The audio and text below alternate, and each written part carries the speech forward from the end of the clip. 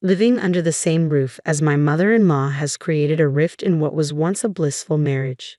Suddenly, and without any discussion, my husband decided that we should all live together, despite knowing the strained relationship I have with her. I can't bring myself to forgive him, nor can I simply acquiesce to his wishes.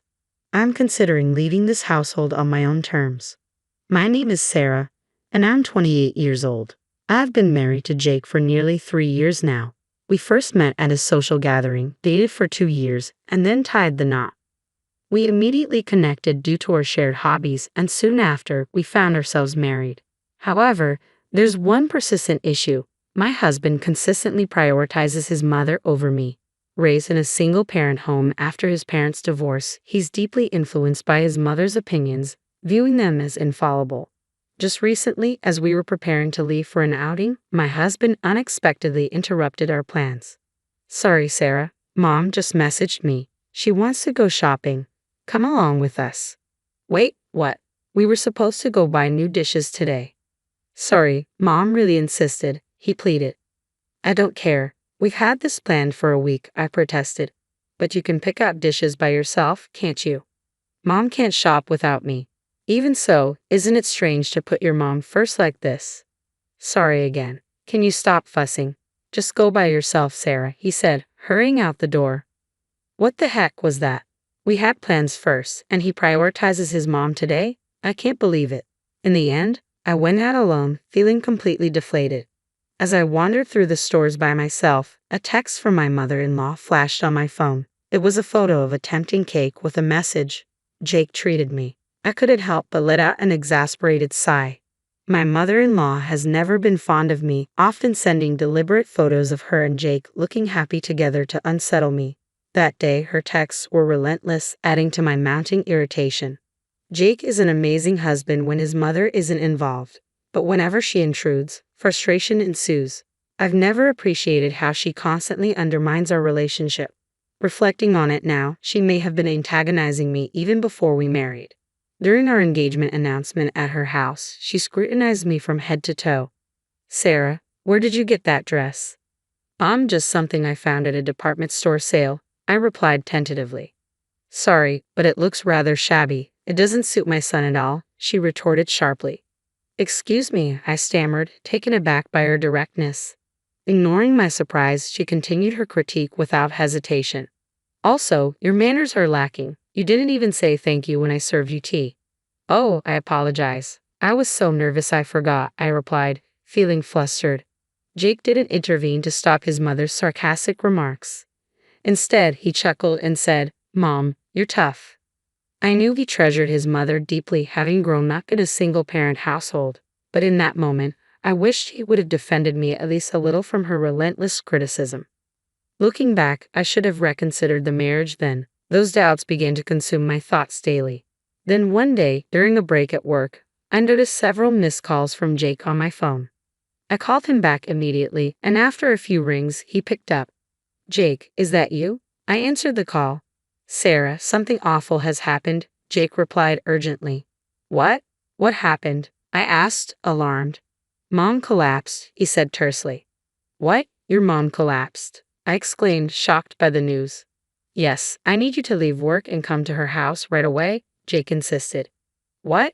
Hold on," I started, trying to process the sudden request. But before I could get any more details, Jake abruptly hung up. "Hold on. Why go home? If she collapsed, shouldn't she be in a hospital?" I muttered anxiously to myself. Nevertheless, I rushed straight to my mother-in-law's house.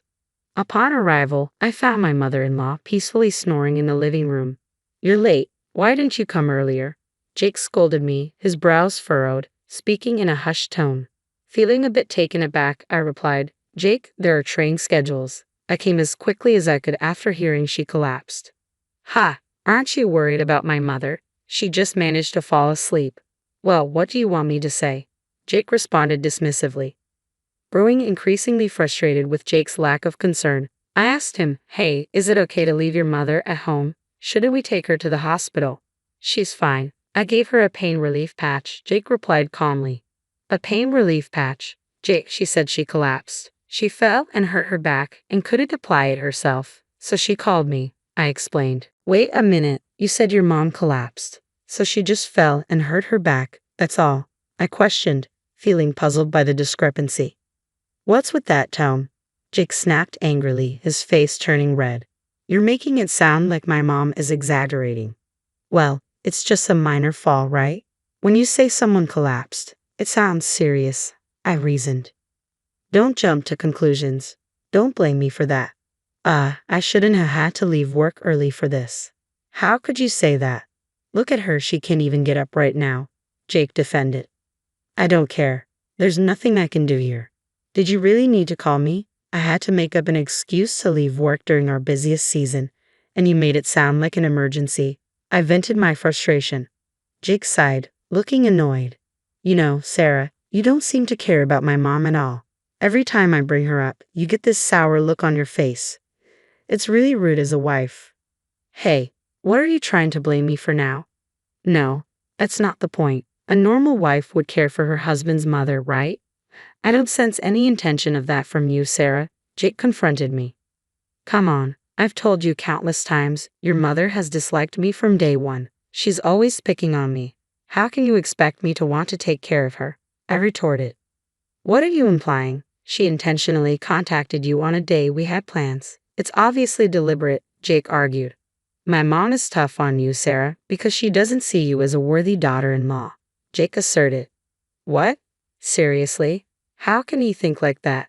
Doesn't he see his mother's actions for what they are? I exclaimed in disbelief.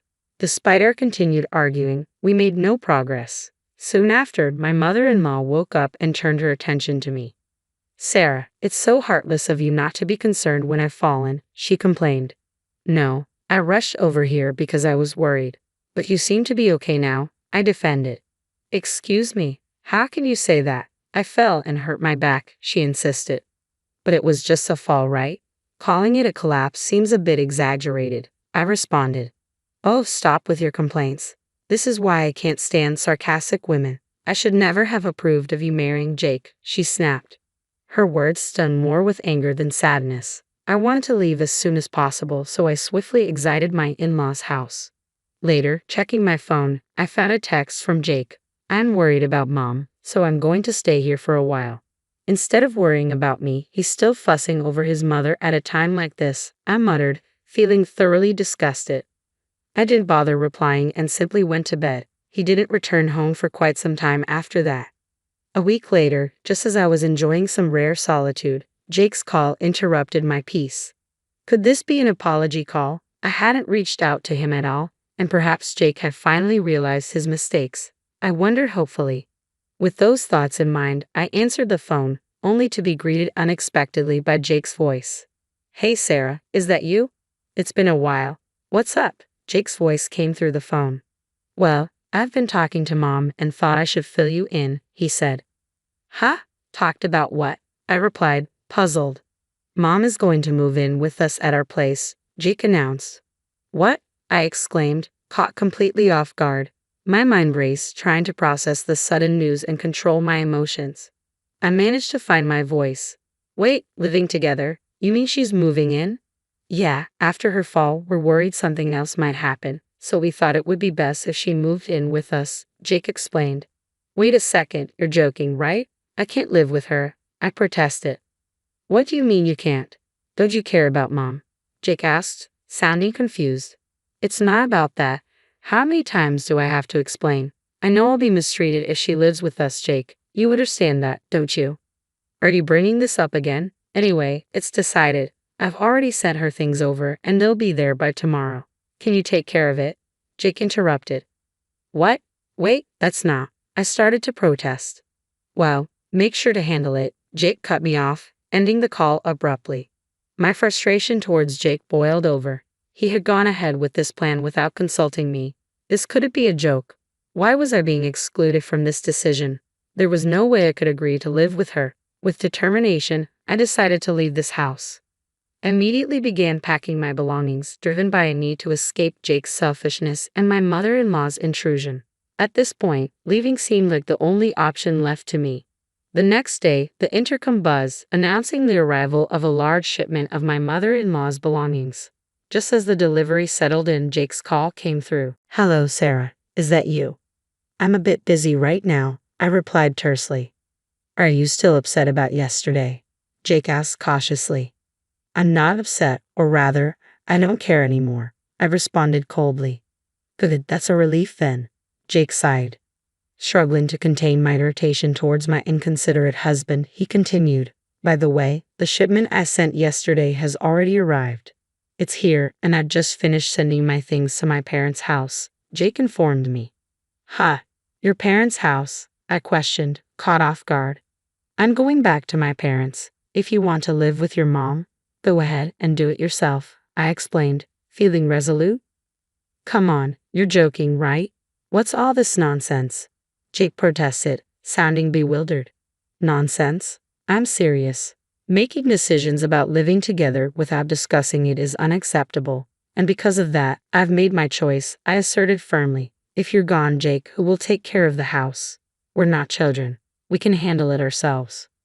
Enough with your nonsense. You always speak out of turn. Mom is upset too, you know, Jake retorted defensively.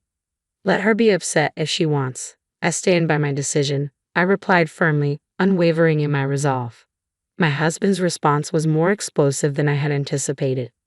Don't play games. You're my wife, act like it. Just shut up and listen to what I'm telling you, you idiot, he shouted angrily. Idiot, are you talking to me? Who else would you be talking to? I shot back, incredulous. Whatever. Go back to your parents' house until you can think straight, okay? When you're ready to apologize sincerely to me and Mom, then come back. If you apologize sincerely, both Mom and I will forgive you. Bye, Jake snapped, ending the call abruptly. He seemed to think he'd done nothing wrong. In his world, he and his mom were still the top priority. Fed up with his attitude, I packed my suitcase and returned to my parents' house. A few hours later, the phone rang again, this time for my husband. What? I'm busy right now, I responded curtly. What the hell is going on? Jake's voice trembled with frustration. Suppressing any hint of satisfaction, I asked calmly, what happened? Did something go wrong? When I got home, everything was gone, your belongings, even the stove, Jake explained. I expected as much, I replied coolly. You expected? Weren't you just planning to stay at your parents' for a few days? Jake questioned, sounding confused. Do you really think that was my intention? I'm sorry, but I have no intention of returning to that house, I stated firmly. What? Don't do this to me. What am I supposed to tell Mom? I told her you would take care of everything, Jake exclaimed, sounding desperate. Not my problem. Why don't you tell your mother the truth?